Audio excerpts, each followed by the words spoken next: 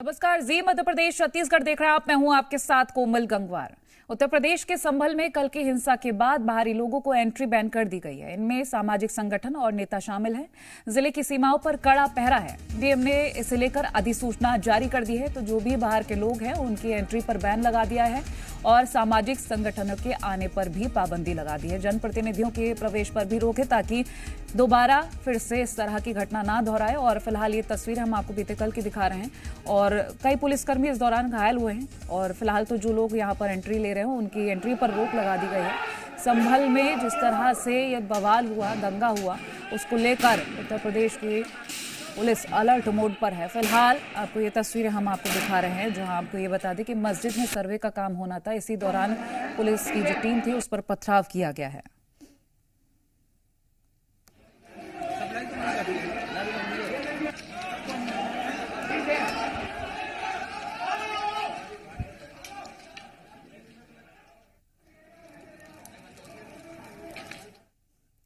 और संभल में ईंट की बिक्री पर रोक लगा दी गई। बता दें, गिट्टी रोड़ा और सोडा बोतल बैन की गई है। संभल में विस्फोटक पर भी रोक लगाई गई है। तो देखिए, संभल में एहतियातन सभी कदम उठाए जा रहे हैं। जिस तरह से ईंटें पहले से इकट्ठा की गई थी मस्जिद के पास, उसको देखते हुए ईंट की बिक्री पर रोक लगा दी है। गिट्टी रोड़ा और सोडा बोतल पर भी बैन लगाया है ताकि किसी तरीके का कोई विस्फोट ना हो। और जो विस्फोटक हैं उन पर भी रोक लगा दी है, क्योंकि अक्सर इस तरह के दंगों में जो है बम इस्तेमाल किए जाते हैं, देसी बमों का इस्तेमाल होता है। उसको देखते हुए ये बैन लगाया गया है।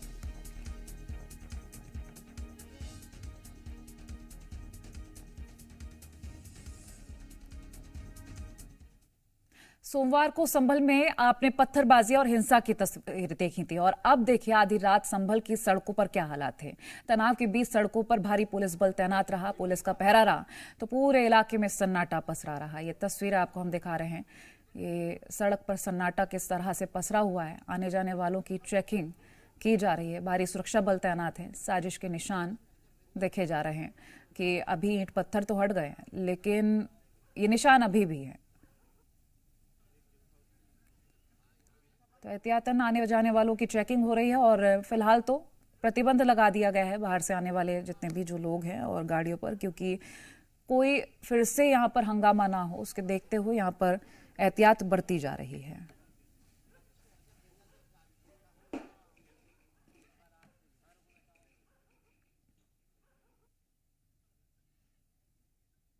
वही इस हालात पर संभल की एसडीएम वंदना मिश्रा का क्या कहना है, आइए आपको वो सुना देते हैं। अच्छा जी, ये बताइए, क्या इस समय ये कहा जाए कि कर्फ्यू की स्थिति है क्या? नहीं, बिल्कुल नहीं है। चीज़ें एकदम नॉर्मल है, आप देखिए सड़कों पर। और कितनी मौतों की अभी तक पुष्टि है मैम? कितने मौतें हुई हैं अभी तक? 3 की आधिकारिक पुष्टि है। आधिकारिक पुष्टि 3 की हुई है। और क्या दुकानों को खोलने की इजाजत दी गई? दुकानों को बंद नहीं रखा गया है, उनके ऊपर डिपेंड करता है कि वो खोलते हैं। किसी भी तरह का कोई भी असामान्य स्थिति नहीं की गई है। ये चीज़ें सामान्य हैं और दुकानदार अगर दुकान खोलना चाहते हैं तो वो खोलें। बाकी सड़कों पर आपको वाहन आते जाते दिख ही रहे हैं, तो बिल्कुल सामान्य स्थिति है। और कौन कौन सी पुलिस यहाँ पर डिप्लॉय की गई है? पीएसी डिप्लॉय की गई है, आरएएफ को आरक्षित में रखा गया है और सिविल पुलिस है हमारी। क्या आसपास के थानों के भी पुलिस को यहाँ पर? वो तो है सभी को। तो आप लोगों ने क्या रात में पीस मीटिंग भी आप लोगों ने बुलाई थी, बातचीत आप लोगों ने किया था? पीस मीटिंग मतलब एज सच इस तरह की कॉल नहीं की गई थी। सामान्य तौर पे सारी व्यवस्थाओं को देखते हुए बातचीत हो रही थी, उसी क्रम में वो भी बातचीत हुई थी। संभल के सांसद जियाउर रहमान बट साहब, एक साजिश के तहत इस तरह का वहाँ पर हंगामा हुआ, मौत हो गई, इस तरह की साजिश पुलिस प्रशासन शासन की साजिश है। जिस प्रकार की घटना को अंजाम दिया गया, हमें अफसोस है कि संभल के अंदर सुकून था। सब लोग सारे धर्म के लोग सुकून के साथ में रह रहे थे, लेकिन बाहरी तत्वों ने आकर के इस घटना को अंजाम दिया। एक याचिका दायर की गई और प्लेसेस ऑफ वर्शिप एक्ट का उल्लंघन करते हुए उस याचिका में दिन के दिन सर्वे का आदेश हुआ। पुलिस प्रशासन को इतनी इमरजेंसी क्या थी कि same day with in 2 hours अपना सर्वे करने के लिए पहुंच गए। सुकून के साथ सर्वे भी हो गया था। जुम्मे की नमाज में लोगों को नमाज से रोका भी गया, लेकिन उसके बावजूद हमने किसी प्रकार लोगों ने कोई किसी कदम नहीं उठाया। लेकिन दोबारा से सर्वे करने की कोई आवश्यकता नहीं थी। अगर सर्वे दोबारा करना चाहते थे तो कोर्ट का आदेश लेना चाहिए था, लेकिन कोर्ट का आदेश नहीं लिया। ज़बरदस्ती सर्वे भी और इस शक्ल में करा जिस प्रकार के कहीं हमला करने जा रहे हो। जय श्री राम के नारे लगाते हुए जब आप मस्जिद के अंदर घुस रहे हो और इस प्रकार लोगों के अंदर क्या मैसेज जाएगा। और फिर वहाँ पर जो खासतौर से सीओ जो अनुज चौधरी है, जिसने और पूरे पुलिस प्रशासनिक अधिकारियों ने सरकारी असलों के साथ साथ प्राइवेट असलों का इस्तेमाल किया।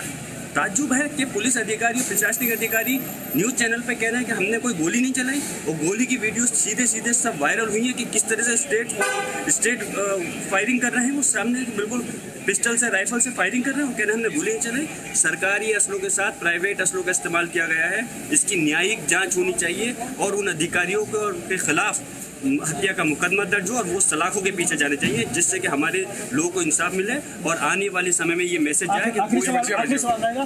लेकिन ये कहा जा रहा है कि वहाँ पर असला रखा गया था, पत्थर रखे गए थे। असला पुलिस प्रशासन ने प्राइवेट असला रख रखा था, जिस प्रकार उन्होंने उसको इस्तेमाल कर करके गोली चलाई, जिससे कि कोई सबूत नहीं मिल सके। मैं पूछना चाह रहा हूँ गोली किसने चलाई? क्या एक व्यक्ति अपने आदमी को मारेगा गोली चला करके? आप जवाब दें, मैं आपसे पूछना चाहता हूँ। पुलिस के तो कितने सारे ऐसे केसेस हैं जो फर्जी मुठभेड़ के एनकाउंटर के आते हैं, आए दिन हम देखते रहते हैं। क्या कोई आम पब्लिक का आदमी जो अपनी मस्जिद की का ऑर्डर था इसलिए सर्वे हो रहा नहीं, मैं आपसे उसका जवाब पूछना चाहता हूँ। जो 5 लोगों को गोली लगी है वो किसने चलाई? वहाँ पर कौन जिम्मेदार थे? क्या आपने गोली चलाई जा करके, या मैंने गोली चलाई? पुलिस के अधिकारियों ने गोली चलाई है, वो इसके जिम्मेदार हैं। और एक जो पुलिस के अधिकारी और प्रशासनिक अधिकारी चैनल पे ये कहना है कि हमने किसी ने गोली नहीं चलाई, इतना बड़ा झूठ वो बोल सकते हैं और सब वीडियो वायरल है किस प्रकार से वो गोली चला रहे हैं, तो उनकी किस बात का यकीन कर सकते हैं आप? और हम पूरा प्रदेश और देश देख रहा है और दुनिया में क्या मैसेज जाएगा इसके लोकतंत्र की हत्या हो रही है हमारे देश के अंदर। किस प्रकार इन लोगों को सजा, हत्या के तहत मुकदमा दर्ज हो और इनको सलाखों के पीछे जाना चाहिए, तभी इंसाफ होगा, तभी इस देश के अंदर कानून और संविधान का राज होगा।